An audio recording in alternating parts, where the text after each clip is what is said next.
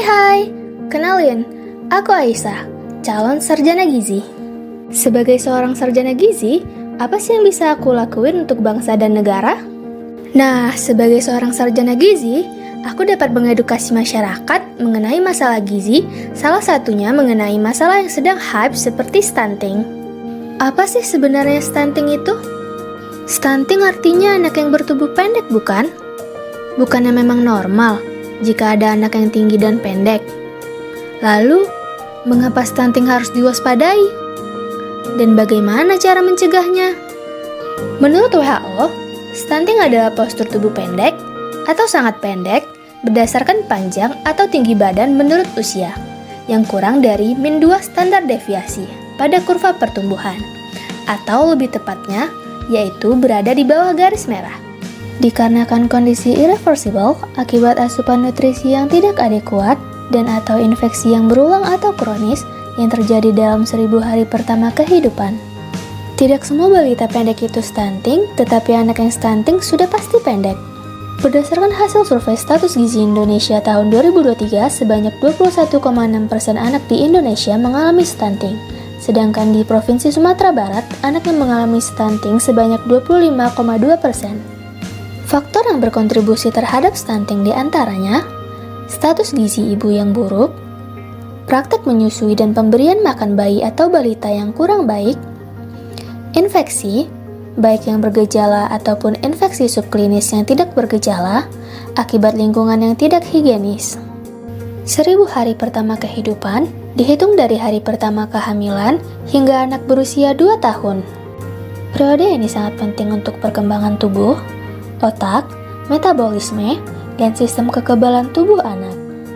Kemampuan seorang anak untuk bertumbuh, belajar, dan berkembang secara signifikan dipengaruhi oleh seberapa baik gizi dan kesehatan anak selama periode ini.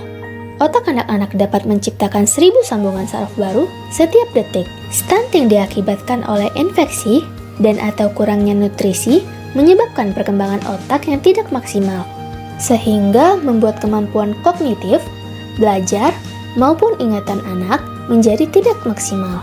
Semua ini menyebabkan anak stunting memiliki performa serta produktivitas yang lebih rendah, dan hal ini akan terbawa hingga saat dewasa, sehingga stunting dapat menjadi ancaman utama terhadap kualitas manusia di Indonesia. Oleh karena itu, diperlukan optimasi tumbuh kembang anak sehingga menurunkan risiko anak terkena stunting. Salah satu hal yang harus diperhatikan dalam mendukung tumbuh kembang anak adalah pola asuh. Pola asuh adalah suatu proses yang ditujukan untuk meningkatkan dan mendukung kemampuan fisik, emosional, sosial, dan intelektual anak sejak bayi hingga dewasa. Adapun 3 hal yang harus menjadi perhatian pada pola asuh orang tua dalam pencegahan stunting diantaranya: pola makan. Anak perlu diberikan makanan dengan gizi seimbang dan beraneka ragam sesuai usianya. Untuk anak usia 0 hingga 6 bulan, perlu diberikan ASI eksklusif. Lalu untuk anak usia di atas 6 bulan, sudah mulai diberikan MPASI yang disesuaikan tekstur, frekuensi, dan porsinya, serta dianjurkan tetap diberikan ASI hingga usia 24 bulan. Anak-anak dalam masa pertumbuhan membutuhkan banyak protein hewani, seperti telur, ikan, ayam, dan daging, di samping tetap membiasakan memberikan sayur dan buah. Pola asuh.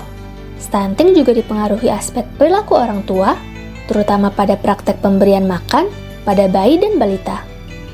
Pola asuh didukung dengan pengetahuan orang tua yang baik, sehingga sebaiknya mencari informasi kesehatan yang resmi dan terbukti secara ilmiah, bukan hoaks. Selain itu, pola asuh juga berhubungan dengan bonding antara orang tua dengan anak, yang dimana bonding ini dapat mempengaruhi perkembangan otak anak. Bonding dapat dilakukan dengan cara bermain dan berbicara dengan anak. Akses sanitasi dan air bersih. Hal ini dapat dilakukan dengan membiasakan anak dan seluruh anggota keluarga untuk mencuci tangan menggunakan sabun dan air mengalir, serta tidak buang air besar atau BAB sembarangan.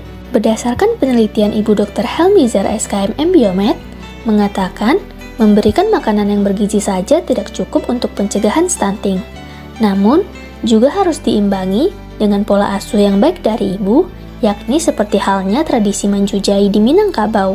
Menurut hasil penelitiannya, ditemukan terjadi penambahan panjang badan sebesar 3,83 cm setelah bulan ketiga dan 6,27 cm setelah bulan ke-6 intervensi, terutama pada kelompok kombinasi MPASI dan menjujai dibandingkan dengan kelompok kontrol. Pada penelitian beliau, permainan menjujai terdiri dari 24 jenis permainan seperti bermain tepuk ambai-ambai, mari merangkak, mencari mainan, tebak suara, Nina Bobo, Ayo Berdiri, Makan Sendiri, Buku Pertamaku, Cilebah, Menendangkan Anak, Tangkap Bolanya, dan beberapa jenis permainan lainnya. Berikut ini merupakan video yang dapat kita lihat untuk lebih mengenal seperti apa sih sebenarnya menjujai itu.